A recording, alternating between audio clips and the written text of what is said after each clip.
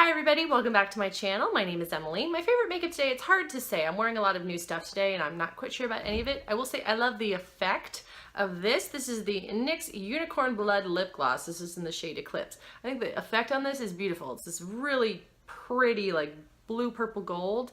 It's a little sticky, so I haven't quite figured out the sweet spot on this, but it looks great.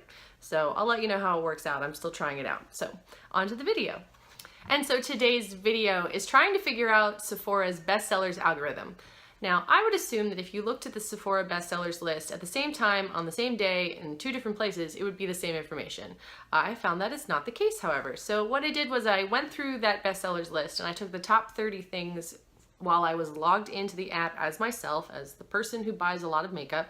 And then I also went and did a private browser on my computer to see if it would give me similar information or not. So I have the top 30 things for both of those, and then I sort of compared the data to try to figure out if there's any sort of a correlation between what's going on. To be clear, I did filter this so that this is only makeup results. It's not including perfume or skincare or hair products, anything like that. So that's all excluded. It's just makeup. So I'm going to flash up some additional data while I'm talking, stuff that I found interesting, but I don't necessarily want to talk about it, but I'm going to sort of hit like the major points here that I figured out as I was going through this. So as the Sephora app, the personalized experience of me, the best-selling makeup item is actually the Fenty foundation, and that is something that I do own. So I was wondering if it was going to exclude things I already own, or if it was going to show me everything like possible that's actually a bestseller. Since that was first, I was like, oh, I was heartened because I knew that I had purchased that foundation. It's in my Sephora history, so Sephora knows I've purchased that foundation. So that's not a secret. So I wondered if that was going to be number one on the private browser. Well, it is on the list, but it's number two actually. On the private browser, the number one thing is the Kat Von D Everlasting Liquid Lipstick. Now, I find that pretty funny because that's actually a lipstick I love a lot, but it's only showing up on the private browser. That lipstick does not appear on my personalized Sephora bestsellers list, at least not in the top 30.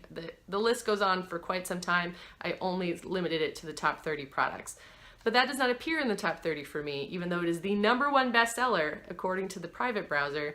For me, a person who has purchased many Kat Von D Everlasting Liquid Lipsticks, and you'd think they'd try to get me to buy more, that doesn't even appear in my top 30. So I found that certainly a little bit interesting. So some data that I found kind of funny is that on the Sephora app versus the private browser, on the top 30, I own personally 9 of those items. So there's other items that I am peripherally aware of, but I only owned 9 of them, and I don't even own the same 9.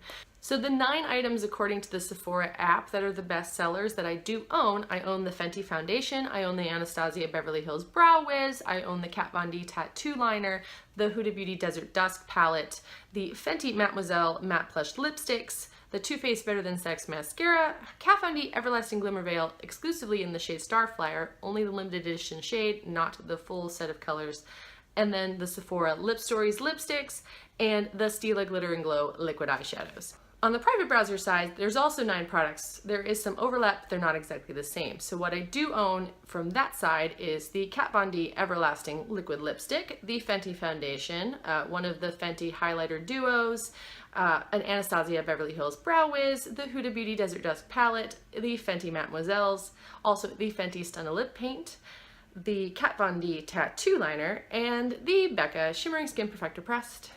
Part of what I found funny is it's sort of like the Sephora app knows what brands I don't actually like very much, or that I just don't own a lot of stuff from them, because the personalized suggestions only suggested, for example, 2 Too Faced products, whereas the non-personalized suggestions offered me 6. And I don't really own any Too Faced eyeshadow, but they certainly were suggesting that those are such bestsellers that I should be wanting them, but I don't own any of them. So like I don't own the Just Peachy mattes, I don't own the white peach that just came out, all that kind of thing.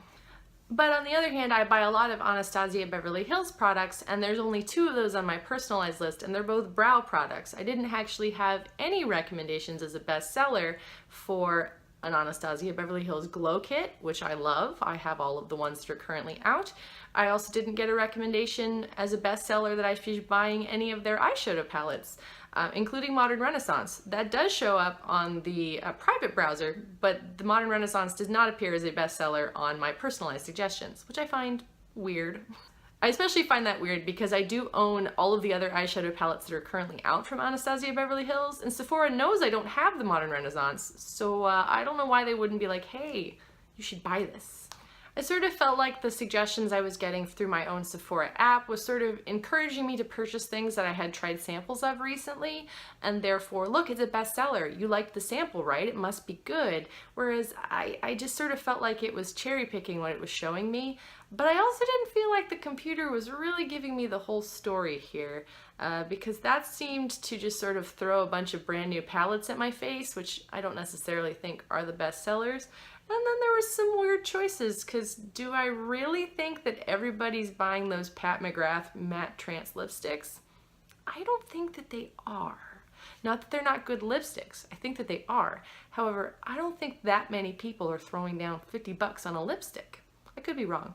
Anyway, the biggest takeaway is that the private browser really wants me to try more Too Faced products, and my Sephora personalized app really thinks I should buy more foundation, so maybe, we'll see. Anyway, thank you so much for watching. If you're enjoying the content on this channel, please subscribe. If there's a suggestion for a video that you'd like to see me do, please put that in the comments down below. I hope you're all having a wonderful day, and I'll see you all soon. Bye!